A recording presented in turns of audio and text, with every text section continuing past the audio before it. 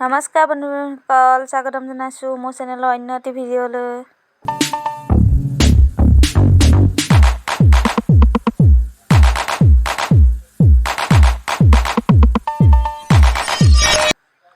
এয়া হাঁহ মাংস কাটি হৈ গ'ল।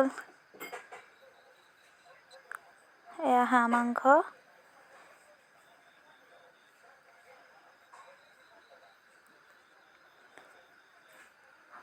পিঁয়াজ কাটি ল'লোঁ, আদা নহৰু থেতেলিয়াই ল'লোঁ। এয়া আপোনালোকে নিজৰ জোখ অনুসৰি পিঁয়াজ নহৰু আদাটো ল'ব পাৰে।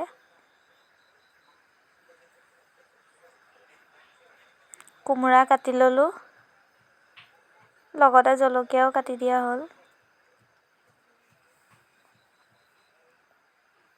আমি জলকীয়া বেছি খাওঁ কাৰণে অলপ বেছিকৈ দিছোঁ। মাংসখিনি এনেকৈ লৈ তাতে পিঁয়াজ আদা নহৰু এনেকৈ দি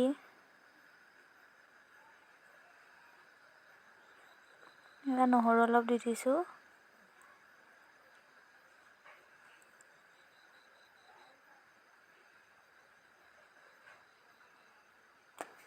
হালধি, জোখ অনুসৰি নিজৰ জোখত নিমখটো দিব পাৰে।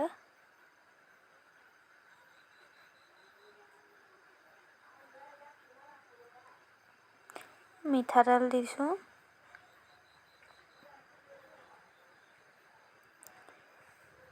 অলপ ৰেড চিলি। মছলা কম খাওঁ কাৰণে কম ব্যৱহাৰ কৰোঁ। এইখিনি সানি ল'লোঁ। তেল গৰম হৈ গ'ল। অলপ নিমখ হালধি তেলত দিয়াৰ পিছত আদা নহৰুখিনি দি দিলোঁ। এয়া মাংস এনেকৈ দিয়াৰ পিছত লৰাই আছোঁ।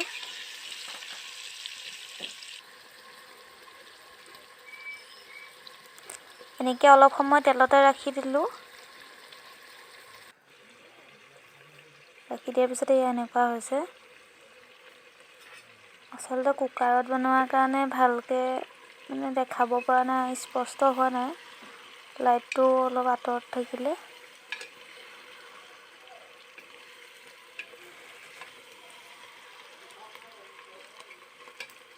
এনেকৈ লৰাই থকাৰ পিছত কোমোৰাখিনি দি দিলোঁ।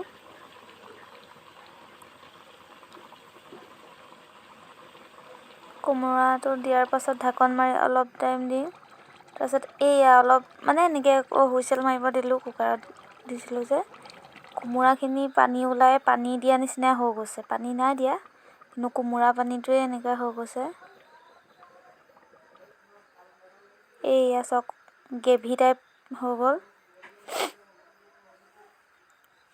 অৱশেষত হৈ গ'ল। যদি মোৰ ভিডিঅ'সমূহ চাই ভাল পায়